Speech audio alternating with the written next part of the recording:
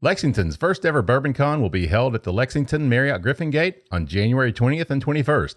BourbonCon is a weekend of all things bourbon, including tastings with over 30 distillery partners, panel discussions from leading industry professionals, a celebrity chef cooking demonstration with Food Network's Jeffrey Zakarian, and more.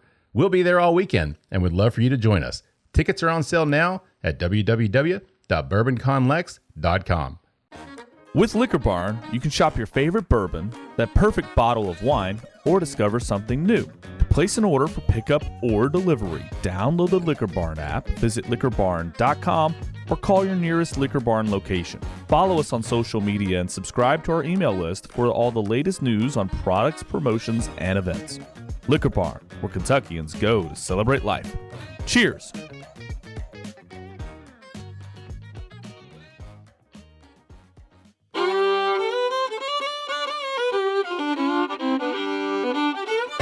Welcome to the Bourbon Life Podcast, your source for all things bourbon.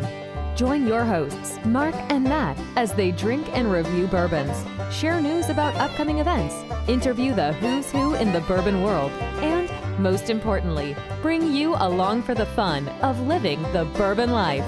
Now, here's your hosts, Mark and Matt.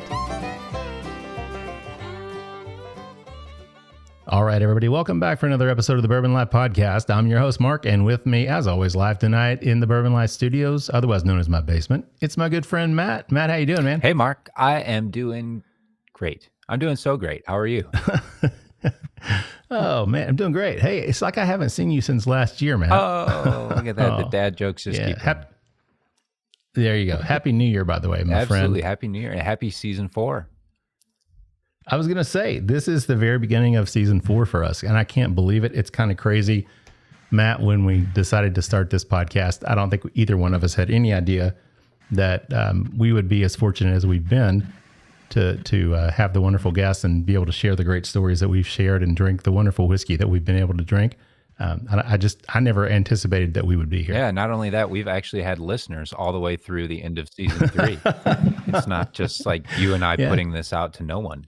They're actually... That's right. Except, it's not just your parents listening to the podcast. I think my parents have recruited a couple friends to sit through it as well. So. Awesome.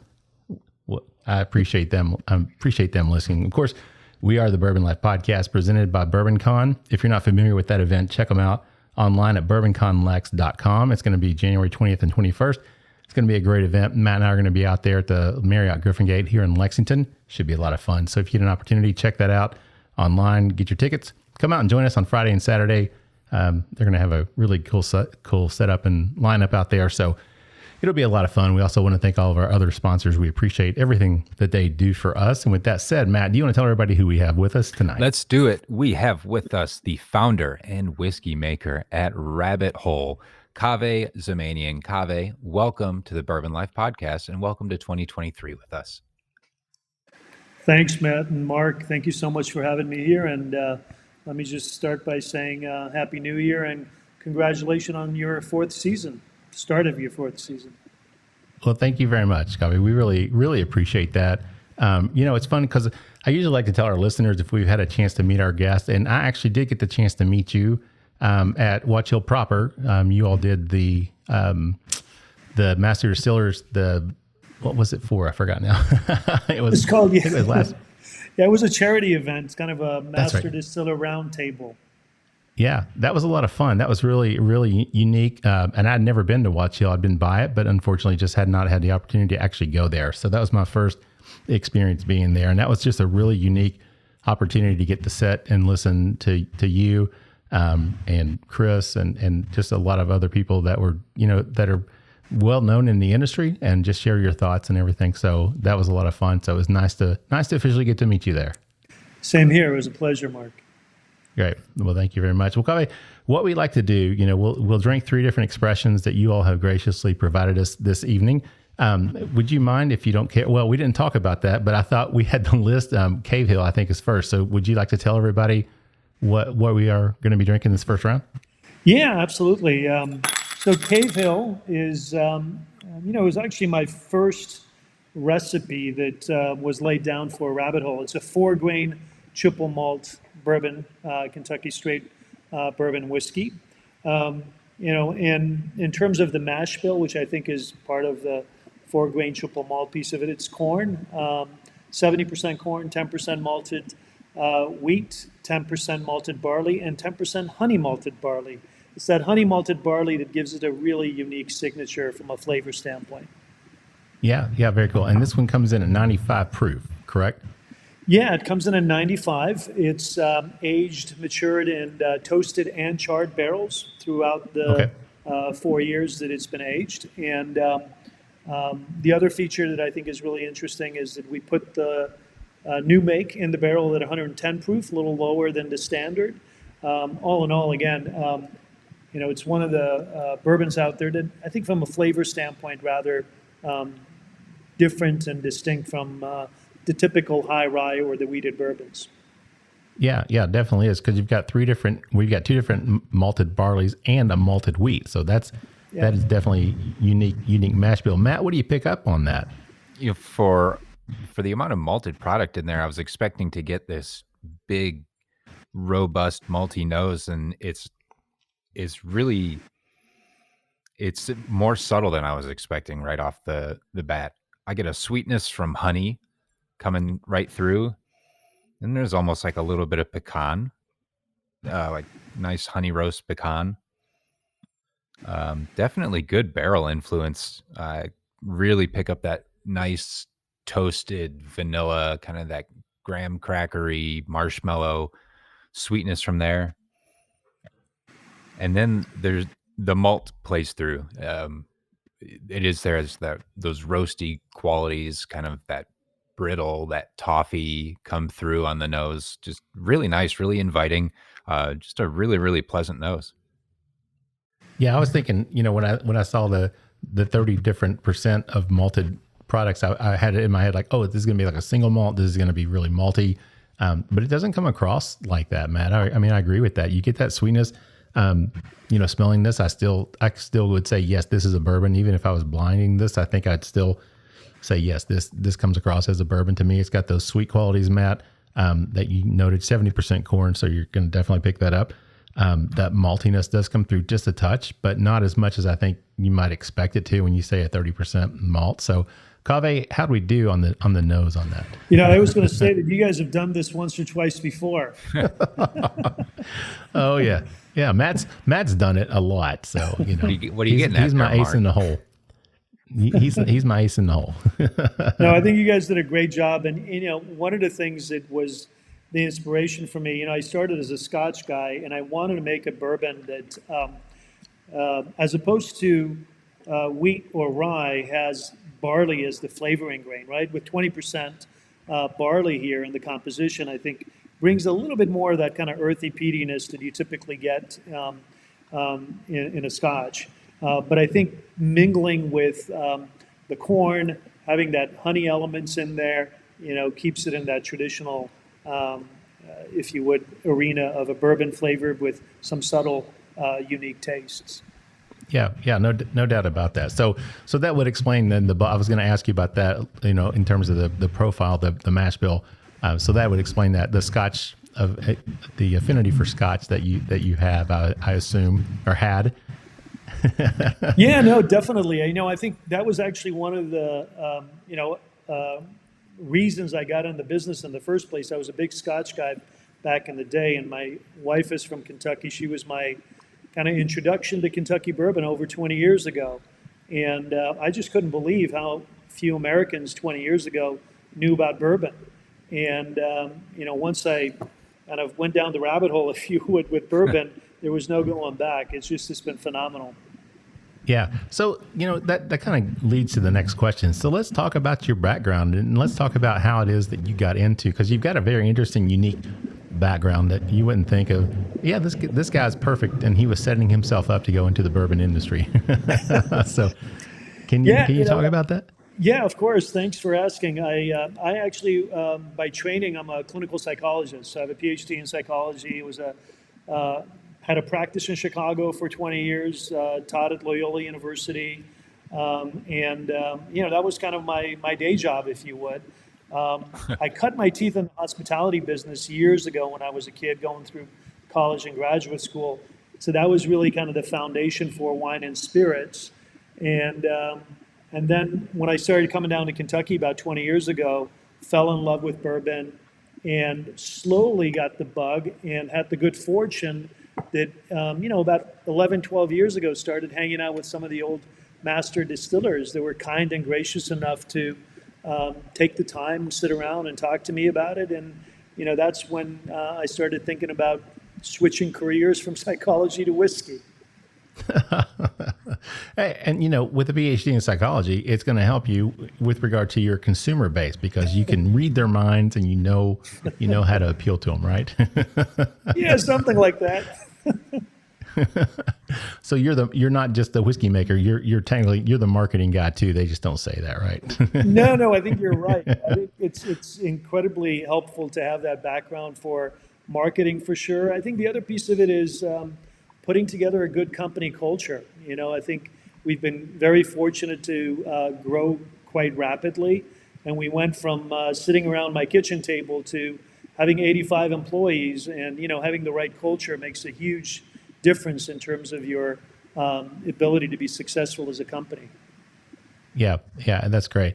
But I mean, that's really unique that you were, your wife's from Kentucky, and then that was your coming to visit. You just started developing the interest in bourbon. So that was enough to make you say, you know what, I can do this. This would be, did you just envision like, this is going to be fun? This is going to be a ton of work. This is going to be a combination of both. Or, what was it in your mind that said, this is really what I need to do? A big part of it, honestly, Mark, was very personal. I was at a point in my life where I felt that if I'm passionate about something, I need to pursue it, and this is the time to do it. I think that was in combination of the fact that it reminded me of the early days of craft beer. Because if you think back to, 30 years ago or so, back in the day, you had Coors, Miller, Bud, and not a whole lot of, real craft beer expressions. And then slowly, we all know what happened to the craft beer movement.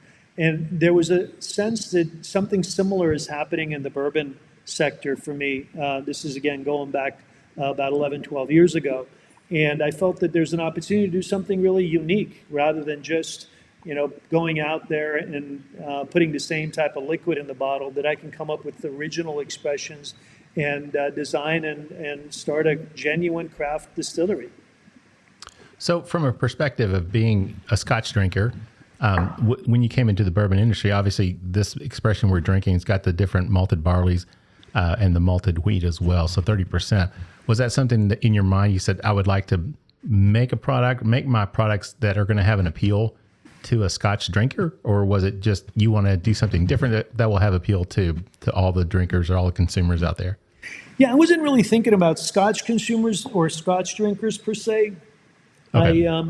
I always start with looking at grains, very similar to how I think a chef would approach making a dish.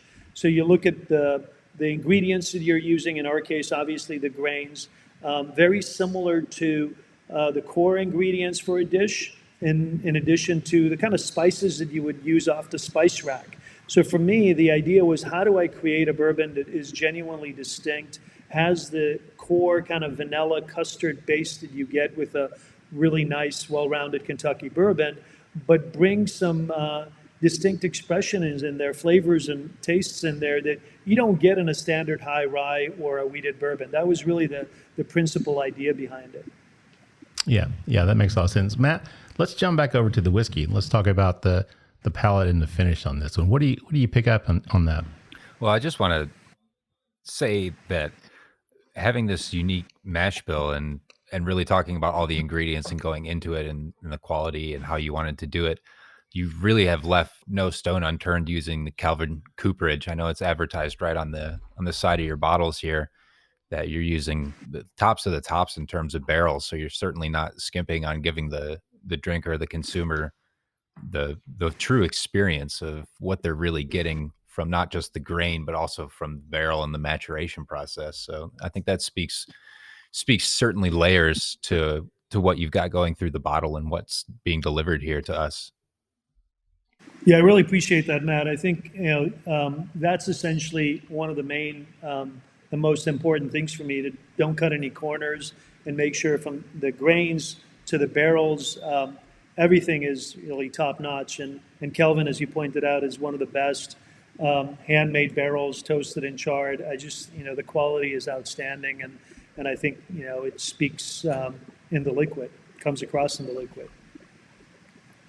Yeah, it most certainly does. I get nice, that honey comes right through on the front of the palate. Good, nice bouquet of honey. Then it's surprisingly spicy. I wasn't expecting to get some of the peppercorn and some of the spice coming across with it. Then I think the play from the malts coming through, I get berries, I get nice, good. The barrel influence is certainly there. Great oak, great toasted qualities. I find that like a really nice, well done, air cooled, seasoned, toasted barrel, especially the way Calvin does theirs, just imparts this really, really great, like crisp and soft flavor to it. And the way that plays in, especially with like the cereal grain that I'm getting from the malt, I think those two balance each other really well. Kind of a sweetness and kind of this savory flavor on the finish that come through with both of those. It's a really great balance. And I can listen to you talk about this all night. It's great. Well, no, trust me. You might think it's entertaining, but our listeners are tired of my BS. They'd much rather hear your story. Oh gosh, Matt, but I agree with you that sweetness, that's the first thing you get on the palate. You get that sweet, that honey aroma comes through. But then I was shocked as well. Like you said, the spiciness to it. And I kept looking at my notes because I'm like, wait a second. Okay. This does not have any rye in it. But I kept looking to make sure that I was looking at the right one because I just kept getting that kind of peppercorn spiciness, on the palate, which I'm assuming guess it's coming from the barrel. Is that right, Kaveh, or is that? Yeah, that would be my, I think, guess on it, because, the grains are not necessarily, like you were pointing out, we don't have any rye in this mash bill, right. So it's not coming from the grains so much as it does from the barrels, I think. Yeah, but it's very nice. You get that nice sweetness up front from the corn, that honey malt as well lends that honey flavor that Matt was talking about. But then you get that really nice spiciness. The finish goes on. It has a very nice linger to it as well, and that spiciness on my tongue, I can't get past that in terms of that there's no rye in this mash bill. That's really cool. So Kaveh, I guess we can ask, this will be kind of the final question for round one. When you decided to do this, because you've got this successful career in Chicago, you've got a wife from Kentucky, you're becoming a bourbon fan. Did your friends, family, do people think you're absolutely crazy for leaving what you're doing to give this a go? 100%. I think everybody across the board then thought out of my mind. Particularly if you think about the context that over a decade ago, there was not a whole lot of folks that were looking at bourbon the way they're looking at it now. It's incredible how much the landscape's changed just in the last 5-6 years. But to give you an example real quick, I couldn't even find a bank in the state of Kentucky that understood bourbon as a commodity. And it was just incredible to me that, here you are in Kentucky, 95% of the bourbon in the world is made here, and the banks lent to the equine industry but did not understand bourbon as a commodity. It was unbelievable. Yeah. So, and I'm sure it's, but I think that's changed. It seems like there are banks that, from what I understand, I'm not in the industry, but I was just having that conversation with somebody today, though. It's kind of funny. But yeah, it seems like obviously things have changed. And in terms of the bourbon industry itself, the consumers, everything obviously has changed. The demand is crazy. But yeah, that's years ago. I mean, that would be something if one of my friends said, hey, I'm gonna walk away from this successful career and move to Kentucky and start a brand. I probably would have questioned them as well. So, well, Matt, let's get some final thoughts on this Cavehill. Now, Kaveh, this is 4 years old. Is that right? Yeah. Or is it at least okay? I thought you'd said that, and I wasn't sure. I just wanted to make sure before we wrapped up on this expression. So, Matt, what are your final thoughts on the Cavehill? I think it's delicious. I'm exactly like you were saying, though, Mark. I keep looking for the rye content on this because it's got so much spice, so much flavor, and a nice bold punch, but just a beautiful bouquet of flavors and aromas that balance really well off each other. And I love the unique mash bill. I think it adds a lot of complexity to it to sit around and really try to chase out all the different ingredients in there. But at the end of the day, it just drinks really well, really harmonious. Yeah, and at 95 proof too. It's I don't want to say it's an easy drinker, but it's a very, I mean, to me, it's an easy drinker. I mean, this is someone that you could really sit and enjoy it neat, which is the way I like to drink it. And it's not going to be something that, if you're new to drinking bourbon, this isn't one that's going to knock your socks off in terms of blowing your mouth up with heat. It's got that nice combination, that nice balance, like Matt said, of the sweetness, a little bit of that spiciness on the palate as well. So yeah, really, really nice, well-rounded bourbon with a very unique mash bill. So yeah, kind of surprising how it all plays together. Really, really nice expression. That's awesome. Thank you, guys. Great. Well, I'll tell you what, Kaveh, let's take a quick break. We'll get a word from our sponsor, and we'll be back with more with Kaveh Zamanian, the founder and whiskey maker with Rabbit Hole, in just a minute. The Stave Restaurant is a bourbon lover's paradise right here in the heart of bourbon country. Located at 5711 McCracken Pike in Millville, Kentucky, between Castle and Key and Woodford Reserve, Chef Kyle Klatka prepares amazing food each day that features an elevated Kentucky-inspired cuisine. With a full-service bar, great bourbon flights, and signature cocktails, the Stave is the perfect place to catch up with friends after a fun-filled day of touring the local distilleries. Be sure to check them out online at thestavekentucky.com or at Instagram and Facebook at The Stave Kentucky. All right, everybody, welcome back for round 2 of the Bourbon Life podcast. I'm your host, Mark. With me, again, still here with me. He hasn't left me yet in the brand new year. Thank you, Matt, for hanging out. How you doing out there, man? Hey, I'm doing great, Mark. I'm not going to start off season 4 by leaving you high and dry. I appreciate that, man. You're out there all toasty in front of the fireplace. You doing good out there? You know I am. Oh, that's great, man. We're having a great show tonight. I've been looking forward to this one for a long time. And I can't believe it took till season 4 to get him on the show. And I don't know why that is, but I'm glad we are correcting that error on our part. So Matt, do you want to tell everybody who we have with us tonight? Definitely. We finally pinned him down, and he is the founder and whiskey maker of Rabbit Hole, Kaveh Zamanian. Kaveh, welcome back for round 2.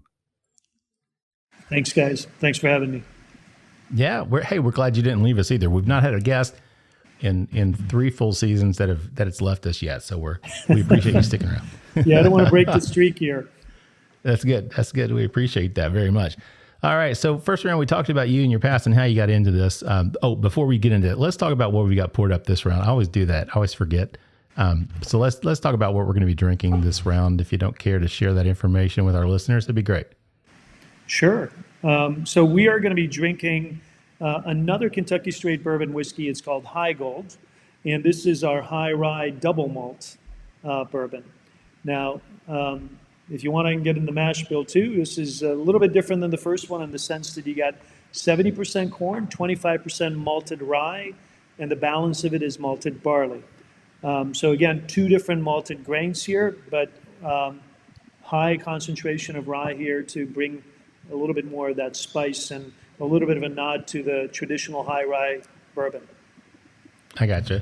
So dealing with this, because this is, again, you're at 30% malted grains on this one. Does that add a lot in terms of obviously you're going for the flavor profile that's getting brought into it by malting those as well. It's not just for the enzymes, because, in a lot of the bourbons, just so our listeners understand, when you get like a 5% malted barley or 8% malted barley, 10%, you're really not getting a lot of flavor at all off of that. You're doing that for the enzymatic process that you're going to be able to convert those starches to sugar. But this is different, correct? Yeah, 100%. I think you're exactly right. In addition to the enzymatic reaction that you want in fermentation, the rationale for my kind of, I think, love for malted grains is that they bring some really interesting flavors out. Like I said, it's kind of the spice on off the spice rack, where it's just, if you take the regular rye, the malted rye for me, just is more profound, more of a spicy accent to the bourbon. From a distilling standpoint, I'm just curious, it just kind of popped in my head. Does When you're working with malted rye versus just a standard rye, does it make it any more difficult to work with since it's been malted, or does it really have that big of an impact in terms of the process? No, I think it's actually easier. I think rye, okay. standard rye, especially if you're just doing like 100% rye, probably is one of the toughest cooks. And we do a 95.5. That 5, I think, does make a difference, if you would, in the process. But 100% is a challenging one. I think malted grains, generally speaking, for us, my experience is it's been easier, if you would, in terms of the both cooking and the fermentation process. Okay. All right. Well, that's good to know. Yeah, because we talked to people, we talked about, I think last week it was Ariel from Woodinville. I think when they met, she was talking about the 100% rye and how difficult it is actually, working with a rye mash bill. So I didn't know if it made a difference, if you're working with a large percentage of rye malted or not. So thanks for answering that question. Appreciate that. So Matt, what do you pick up on the nose on this one? The first thing that I picked up on this, surprisingly, was nice red fruit. There was like red wine type fruits, a little bit of like savory cherry, almost like a strawberry, which was interesting because this is the malted rye, and that's not something I would typically get from that. But then the baking spices are starting to come through. There's like the clove, there's nutmeg. I pick up some of those darker baking spices, and now there's like a peanut brittle, the aroma that's kind of coming through on it as well. A little bit of like that fresh rye bread grain that I get from time to time, and like this one has like kind of a custardy type aroma to it as well that I'm finding. Yeah, I was just going to say, Matt, it's almost like a nice big bowl of vanilla ice cream with like a strawberry glaze or some type of strawberry sweetness over top of it. Because I keep that red fruit as soon as you said it, I was like, yeah, I see that, but I keep getting that sweetness, and it does. And to me, it just translates as a strawberry. But then that custardy, almost kind of a brown sugary type of custard maybe aroma. So I'm envisioning this delicious dessert of strawberry covered ice cream or something. I think the rye is starting to wake up a little bit more since it's been in the glass, and there's a little more of that pepper is coming across, a little more of those spices come through, a little more of the rye characteristics that we all know and we all love in our bourbons. Yeah. Kaveh, what else is out there that we weren't picking up on this? I actually get citrus, kind of orange flavored citrus kind of on the nose as well, that I really love about Heigold. And I think a lot of times it's unique to I don't get it typically in other rye whiskeys, let's put it this way, or high rye whiskeys. But I do get it with Heigold, which I really enjoy. Yeah, and Matt, you talked about the spice starting to come through. Now that I've given it some time in the glass, going back to revisit that the baking spice, that you talked about, that is starting to come through more as well. I'm starting to pick that up. I mean, there's still that sweetness to it, but it's kind of getting overshadowed now by that spiciness. So again, this is 25% malted rye. So, you would expect that little bit of rye spiciness in terms of coming through. So that's pretty cool. So Kaveh, let's talk about Rabbit Hole itself. And we talked about your past, the decision to leave your career, Chicago, come to Kentucky, and start this brand. So can you just talk about that process in general and how that all worked out and when it all started for you? Yeah, we moved to Kentucky about 14 years ago, and Rabbit Hole actually this April will be 11 years. So I started it about 11 years ago. It started slow and small in scope. I originally just was planning on doing a small pot still and getting started with really relatively small ambition. But then once I got into it and realized what it takes to be able to develop a brand, it just made sense that we have to essentially develop a bigger footprint and make a larger investment all around, from our still to the facilities and everything else. In part because I realized, there's an opportunity here to be, in a sense, one of the first movers from a craft distilling standpoint in Kentucky. And And that's what really prompted to recalibrate the business plan and just the scope of the project. Yeah. So you started back about 11 years ago. And was the facility, did you build it then? Was that where you started or? Yeah, no, actually, what happened was the first thing I did, and it was probably at the time one of the most challenging things, was to find a distillery in Kentucky that would do contract distillation for me, basically making these recipes. So Okay. believe it or not, I was able to find distilleries that would sell, or companies that would sell aged liquid, but they would not adjust their schedule to do contract distillation.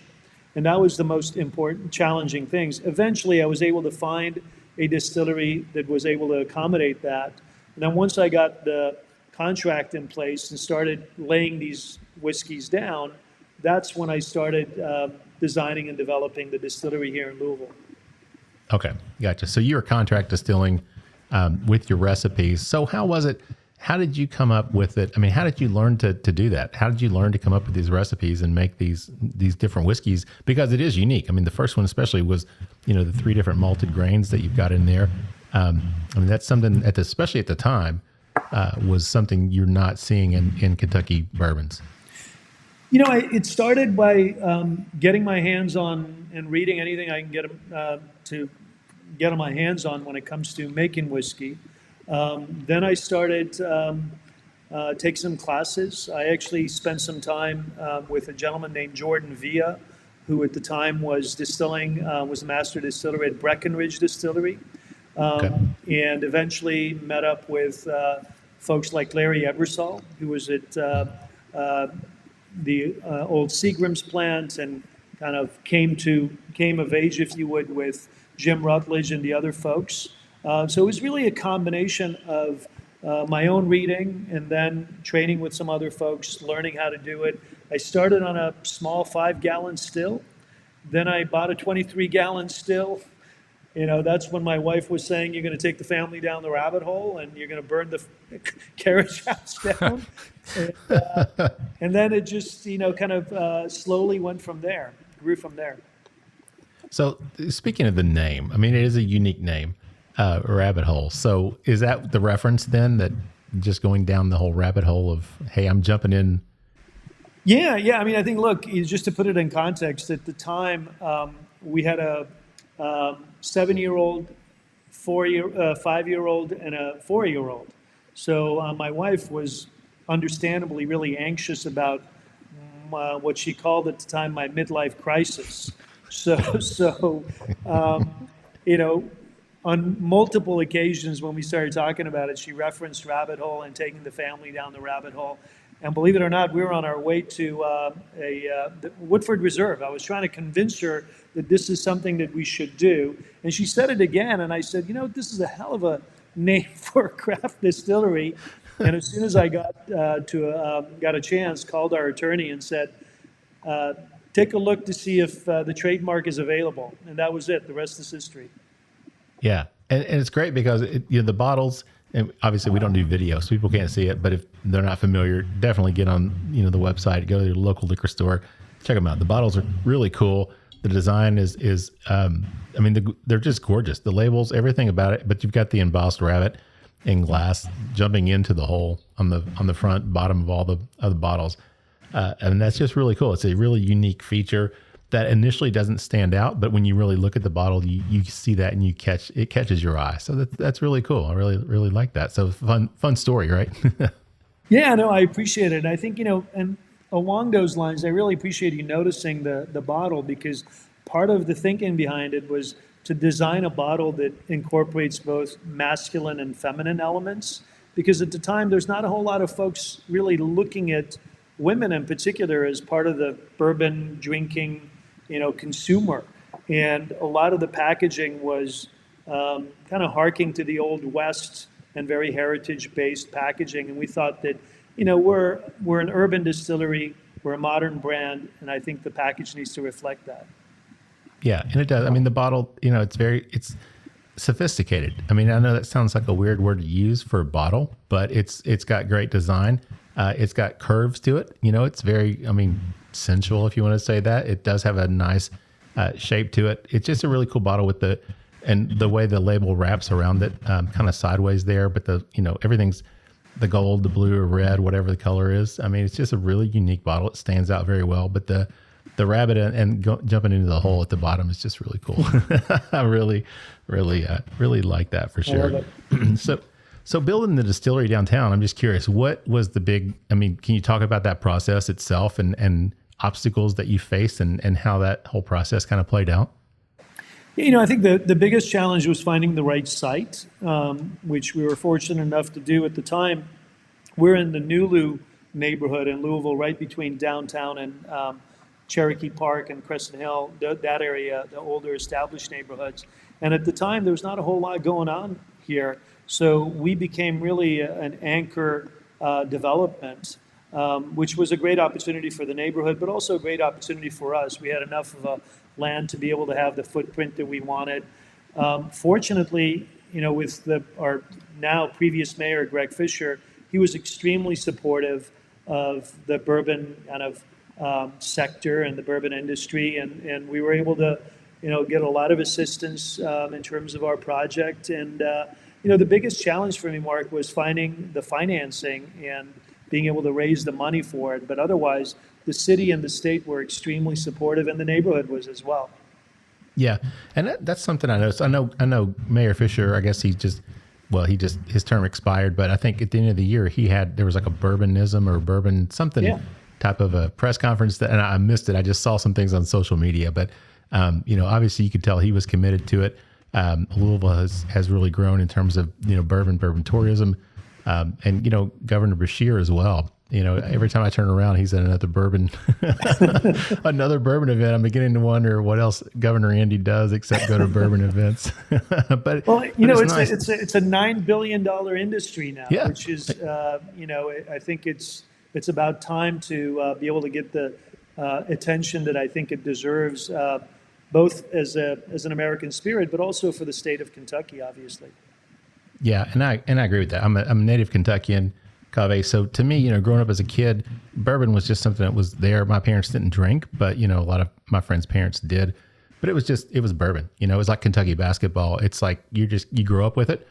You don't really think anything about it. But then as you get older, and then you realize and you see the impact that it has around not just the United States, but around the world. And the impact that it has on your state economically. It just, to me, it's like, it's so fun to be able to be just a small part of that and share these stories with our listeners and share, I call it the gospel of bourbon, just to be able to share that story around the globe. It's a lot of fun for us to be able to do that. So, absolutely. But now, so when you started this out, you talked earlier that, you got to talk to some people, and I was having a conversation with someone today about how welcoming and inviting the community really seems to be. I mean, I'm assuming, was that your experience as well when you started getting into this? Yeah, 100%. The joke that I make sometimes at the Kentucky Distillers Association is that there's not a whole lot of guys named Kaveh starting a distillery in Kentucky.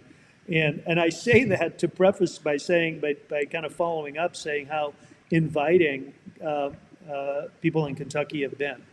For an outsider to come in and get the reception that I did and Rabbit Hole has, I think it really is a testament to the Commonwealth and how open-minded and respectful and collegial, I think, not only the industry, but I think people in the Commonwealth are. So, I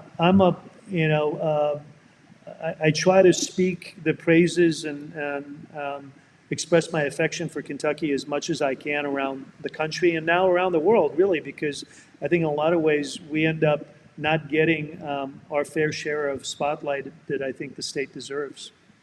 Yeah. Well, hey, as a Kentuckian, I appreciate that. Yeah, so we need to talk to Andy and get you a colonelship if you're not already a Kentucky colonel. I think you'd be the ambassador around the globe for us. Matt, let's jump over to the whiskey, the Heigold again, and talk some more about that. What do you think? Well, first, I think it's really visionary to see this coming back 11 years ago. What, 2012, you said, Kaveh?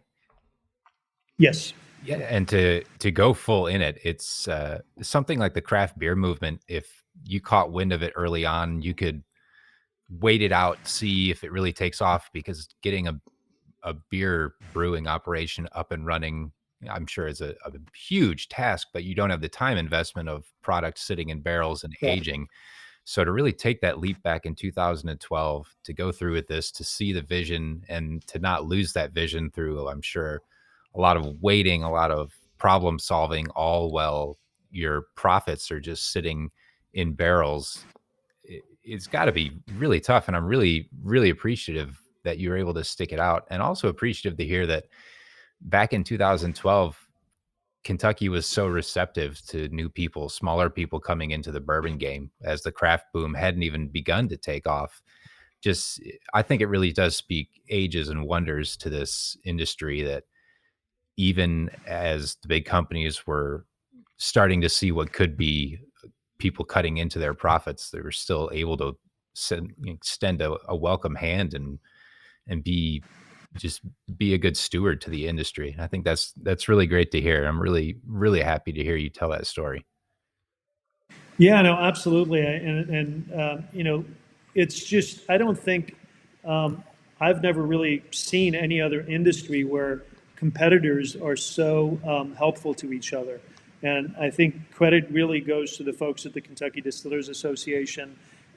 Eric Gregory, under his leadership, I think the organization has grown. And then you have, all kinds of folks from Bill Samuels to Chris Morris that really champion actually small craft producers coming and joining the fold.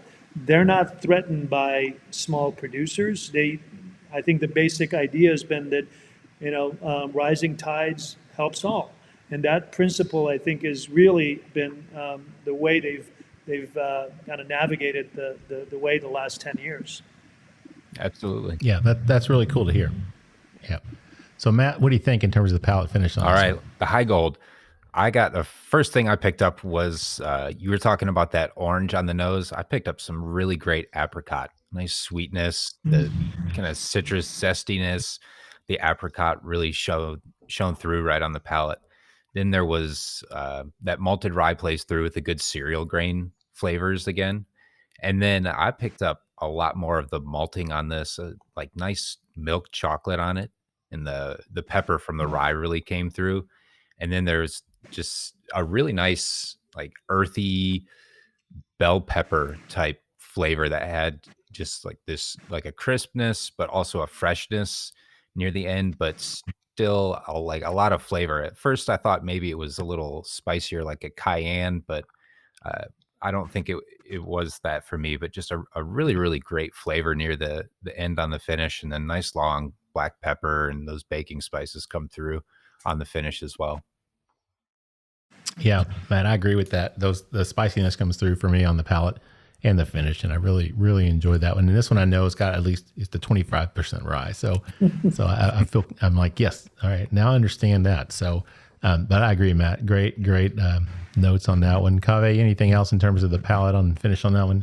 No, I think, Matt covered it all. I think, the one other point that I just would add is that I really like a bourbon or a whiskey that is balanced and not one single note punches you in the face. So whatever it might be, in this case, let's say if we're talking about spice, it's just subtle enough that you get the tingles without it being overwhelming and overpowering. Yeah, I agree with that. That's something I noticed, like I said, the first round as well, you get that sweetness up front, then it comes in with a little bit of spiciness, and it kind of counterbalances, and they really play well together, the sweetness and that spiciness, and it does the same thing with this Heigold. So very good. So guys, we're at the end of round 2. So I'll tell you what, let's take a quick break, get a word from our sponsors, and we'll be back with more with Kaveh Zamanian with Rabbit Hole in just a minute. Three Chord's line of whiskeys embody the spirit of creativity. The whiskey is a true collaboration between producer and composer Neil Giraldo and master blender distiller Ari Sussman. The 3 Chord team of expert blenders, coopers, and sensory professionals have developed a multi-step process they called Perfectly Tuned Taste. This process begins by carefully selecting the finest bourbon and rye whiskeys from Kentucky, Tennessee, and Indiana, and then blending them together. Find out more about the whiskeys and distribution in your area at www.3chordbourbon.com. All right, everybody, welcome back for the third and final round of the Bourbon Life podcast. I'm your host, Mark, and with me still my good friend, Matt. Matt, how you doing, buddy? Hey, I'm doing great, Mark. How are you, amigo? Doing great, man. Having a great show. Let's jump right back in. What do you think? Let's do it. We've got Kaveh Zamanian, the founder and whiskey maker at Rabbit Hole, and we have got what do we have poured up this round? Sorry, I'm looking through my notes and I got lost. I can share it with you guys. I think we have Dareringer here. We Yes. do, yeah, the Dareringer. Yep. Yeah, Dareringer is our wheated bourbon that is finished in Pedro Jimenez or PX Sherry Casks. Okay. And this one, the mash bill we've got on is 68 corn, 18 wheat, 14 malted barley. Is that right? That's right. That's right. All right. And this one comes in just a little lower proof, 93 proof. I'm just curious because the first two were both 95. This one comes in at 93. Was that just from a tasting perspective, the profile that it came across at 93, just that was like the ideal place for it? Yeah, I don't think there was. I think there was a little bit of a kind of combination of that and wanting it to be a little bit gentler, softer to complement the PX. Gotcha. Okay. Matt, what do you pick up on the nose on this one? Good berries, good ripe berries on the nose. Nice vanilla and cream, too. It's kind of like a strawberries jubilee type dessert flavored aroma. But good influence from the barrel as well, like a nice sweet toastiness kind of undertone to all of it. Yeah, this one, it's funny because the other one I said strawberries. This one now I'm thinking in terms of raspberries, like almost like a raspberry sweetness coming through on this one. And this is the wheated mash bill, right? Yeah. 18% wheat.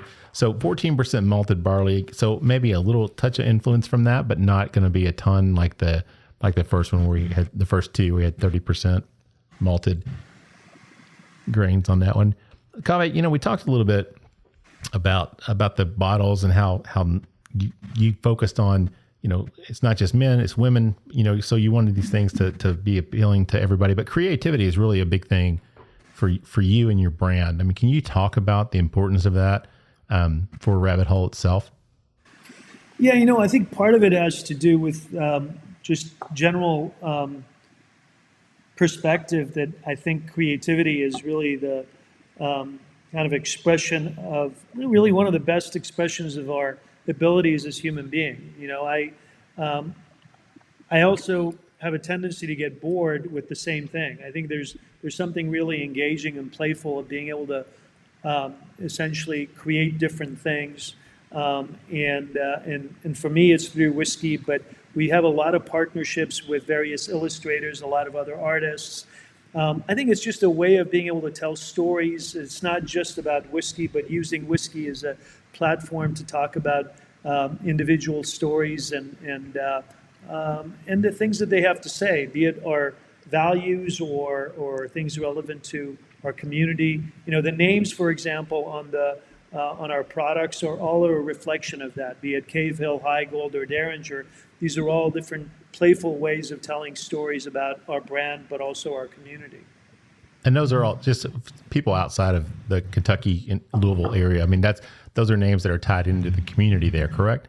Yeah, as an example, like Cavehill, as you guys probably know, is a cemetery. Now, it might seem rather morbid to name a bourbon after a cemetery, but we have more dead distillers resting in Cavehill than anywhere else in the country. So for me, part of the reason that we named Cavehill that is really a homage, a kind of an honor of all the folks that pioneered and kind of paved the way for the bourbon industry. And it's our opportunity to be able to tell a story through the names as well. Yeah, that's really cool. And kind of following with that, you talked about the creativity, the art, et cetera. You all have done some really cool single barrel releases as well with artwork. Can you kind of talk about that program and those bottles that you've released that have those unique pieces of art with them? Yeah. So we have a partnership and collaboration with I've got probably about 50 plus various artists, illustrators around the world. And what we do for our single barrel program is that every pick has an illustrator, an artist that does 6 different illustrations.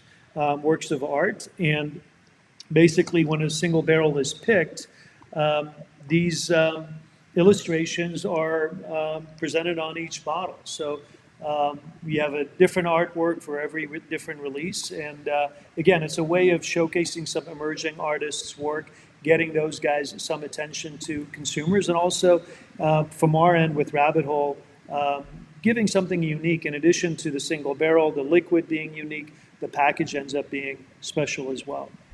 Yeah, the bottles, if you haven't seen them, you check those out online. But yeah, I enjoy every time those come out. Those are just really cool to check out. So jumping back a little bit to this whiskey, we've got the straight bourbon. It's finished in the PX Sherry Cask. So is this, again, is it a 4-year-old that you're finishing off in these casks?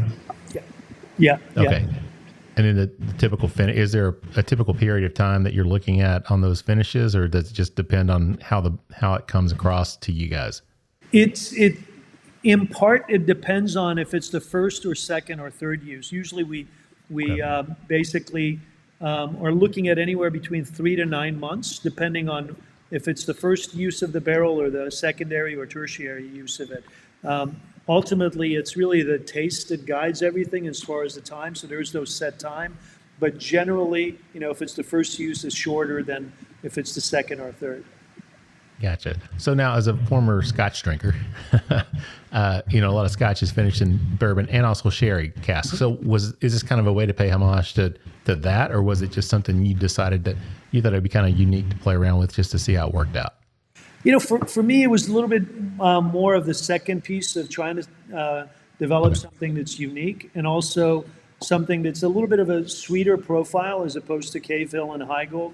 I wanted something that's got a little bit more of that sweeter taste and finish ultimately. And PX to me made a lot of sense. It's the highest concentration of sugar out of the sherry expressions. And with our wheated bourbon, it's kind of a 1-2 punch, if you would, when it comes to sweetness.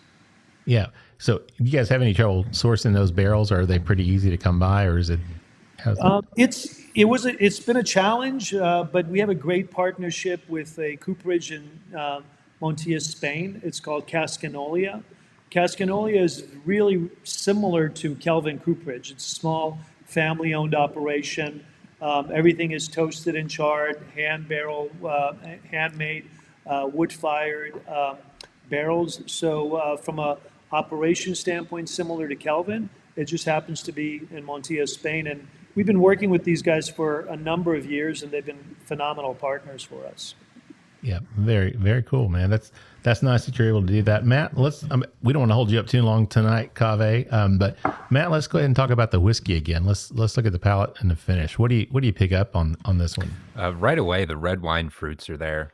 There's the plum, grape, a little bit of like the currant coming through as well.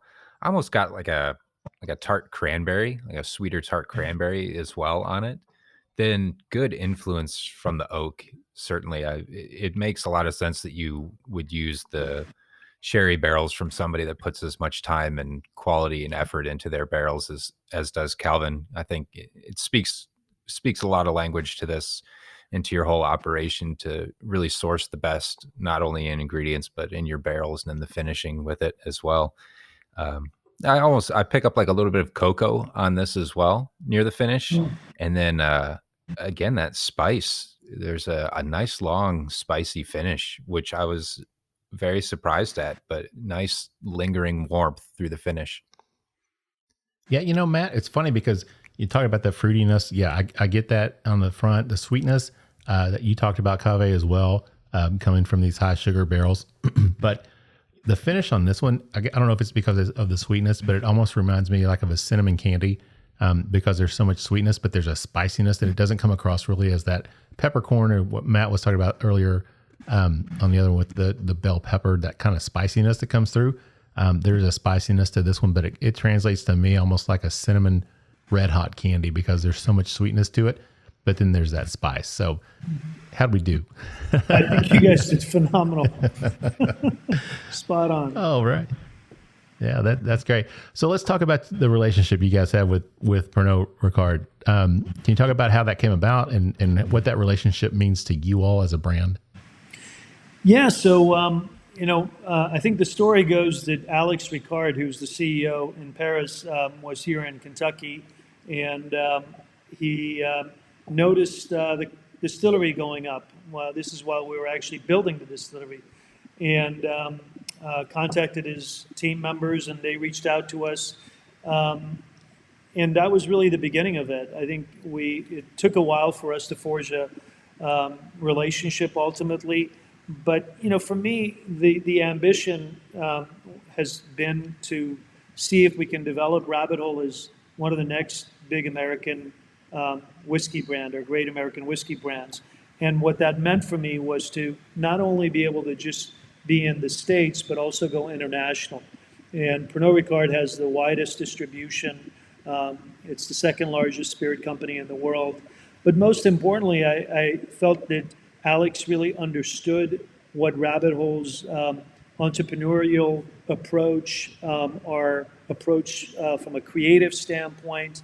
He understood really the nuts and bolts of Rabbit Hole and what Rabbit Hole is about. And, I say this because there's a lot of other folks that knocked on our door.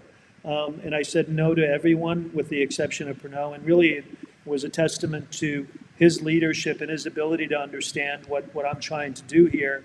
And most importantly, be able to basically understand that you don't want to mess with something that's working well and is supportive of that creative direction. And that was really the beginning of it. Yeah, and that's important, obviously, to have the partner that, like Matt. Matt's a great partner. Matt's very creative. Matt does his thing. I kind of do my thing, and we mesh well together. So, but no, it is important, and that makes a lot of sense that someone that comes in that respects what you're doing, and still affords you the opportunity to do that, but yet provides those other opportunities for you, like you said, the international distribution, to make it a worldwide brand. So that's great that you guys have that relationship. One thing I've noticed, Kaveh, that's really cool that I personally enjoy about you is that you're very active on social media. A lot of brands, they have their pictures and they have this and they have that. But when it comes to Rabbit Hole, it's you. You are out there and you're doing these videos on a regular basis on Instagram. Talk about the importance of that to you and why you feel like you need to be involved in doing that. You know what? I love bourbon. I don't know how else to say it. I just love bourbon. And I really genuinely believe that as the world begins to discover bourbon, they're going to fall in love with it. I think, historically, we've had some missed opportunities between Prohibition and then World War II. And I think that, unfortunately, we have not been able to really market and brand bourbon in a way that gets the attention that it needs. And I think Rabbit Hole has given me the platform to do that, to be one of many voices that's able to go out there and talk about this beautiful American spirit. And that's what I love. So social media and other ways of, even getting on a podcast with you guys, it's all an opportunity to be able to talk about what I love. Well, I love that, and I appreciate and respect that. So it's always fun to jump on Instagram and see a new video from you, and that you can tell that you're passionate about it, and that you're really involved in making things happen. And I think that's wonderful that you do that. So recently, you were inducted into the Kentucky Bourbon Hall of Fame. So congratulations on that. And can you kind of talk about that, what that means to you personally? Well, first of all, I got to tell you, it was probably the most surreal experience because I would have never, if you would have told me 10 years ago that something like this is around the corner, I would have thought you're absolutely crazy. But I think that my colleagues have recognized that we raised the bar, if you would, with Rabbit Hole. Both the distillery, the products, packaging, I think we kind of zigged when everybody was zagging. And I think they recognize that and they value that. And I think really the credit all goes to, as I said, to the folks at the Kentucky Distillers Association of not having any ego, wanting to be collegial and recognizing, a unique voice when they see it. For me personally, it's the greatest honor that I've I've received genuinely, and I think that we didn't really talk about it, but I was born in Iran. I'm an immigrant, and I think for an immigrant to come to the U.S. and be inducted to the Kentucky Bourbon Hall of Fame is just it's an amazing experience, and I mean I'm very proud of it. Well, congratulations again. That's great. So we're at the end of round 3, close to it. Real quick, what's been your favorite part of this journey for you so far? Seeing people drink the whiskey and enjoy it is the most phenomenal part of my job.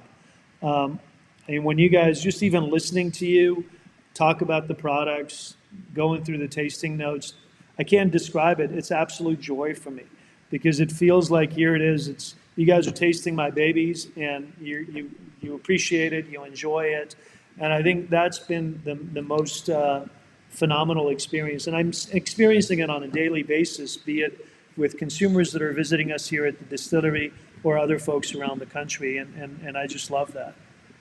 Yeah, that's great. So where can people find more information about your products and find your products? So we're fortunate to have national distribution. So, all major liquor stores and most establishments have Rabbit Hole now. But if you want to get more information, specific information, our website, rabbitholedistillery.com, and on social media, Instagram, Facebook, Rabbit Hole is just a way to get all the information you need and you want about Rabbit Hole. Yeah, definitely follow them on Instagram. It's great to check out the videos. I really enjoy that. So, Kaveh, one last question: what's the future look like for you and for the brand itself? Well, the future for us is we've got some expansion plans around the corner as we're kind of growing, and I think more importantly, the expansion is on our footprint. So we have several international markets that we've opened up, and we're looking to expand more in 2023. So we're in Canada, UK, France, South Korea, and we're adding about another half a dozen markets in 2023. So I'm really excited to be able to kind of be the Johnny Appleseed beyond the borders of our country. Yeah, that's great. It's very impressive. Congratulations on that news as well. So, Matt, final thoughts on this PX Sherry Cask finished bourbon? It's excellent. I'm really, really impressed, and especially because you were one of the first to be doing this, if not the first, that I can think of to be finishing off bourbons in any sort of a secondary barrel. And now it is a craze. So once again, from being able to see the craft distillery boom happen to leading it in a completely different direction with finished products, it further cements your role that you've played within the distilleries or the distilling industry, here. And it's excellent. It's done really well. You hit all the notes that you wanted to with a nice sweetness, but it's complex, it's balanced, and it has a profile all its own. It's very, very nice. Matt, I agree with that. And I think the best way for me to sum it up is I'm very disappointed that you and I are both participating in Dry January. But come February 1st, this bottle is going to be cracked and thoroughly and completely enjoyed the way that it should be. So, Kaveh, before we wrap it up tonight, any final thoughts you want to share before we get out of here? Well, I just wanted to say thank you to both of you. It's been a pleasure to spend some time with you, and I hope that we're able to meet actually in person, hopefully at the distillery soon, and share a drink. Perfect. Well, that sounds great. Matt, final thoughts before we get out? Kaveh, thanks for taking the time to sit down with us tonight and all of our listeners and to share and walk us through not only what you've put in the glass, but the journey that you've taken to get here from beginning with a PhD in psychology up in Chicago to where we are now. It's been an interesting journey. I'm sure that the stories go far beyond what's here in the bottle. And it's been great to hear your take on it and to get to also taste your passion alongside with you. It's been my pleasure to speak with you guys. Thank you. Yeah. Well, thanks. We appreciate that, Kaveh. And we appreciate everybody listening, wherever you are, whatever time of day it is. Thank you for tuning in and checking us out.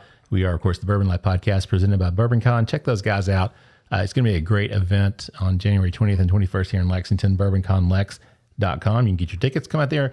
Matt and I will be out there, and we've both decided that we're going to be drinking that weekend, even though it's dry January, and we're going to make up for it in February. So we'll be out there having a good time. So come and join us at BourbonCon out at the Marriott Griffin Gate here in Lexington. But again, we want to thank all of our sponsors, not just BourbonCon Lex, but we appreciate all of our sponsors, everything they do for us. We appreciate you, our listeners. Thank you all for what you do. Send us an email, thebourbonlife@gmail.com. Let us know what you'd like to hear. If there's something you'd like to know about the show, feel free to reach out to us. You can find us on Instagram and Facebook. And with that said, I'm going to wrap it up, send us home with our tagline, which is, may your glasses always be full, and may you keep on living the bourbon life. Thank you for joining us for this week's episode of the Bourbon Life Podcast. Our mission at the Bourbon Life is simple: to share our passion for all things bourbon with you every week. And we'd really love to hear your thoughts on how we're doing. You can find us on Instagram and Facebook at The Bourbon Life. You can also contact us by email at thebourbonlife@gmail.com. And you can always find us on your favorite podcast platform. If you have a moment, we'd love it if you would rate us and give us a review.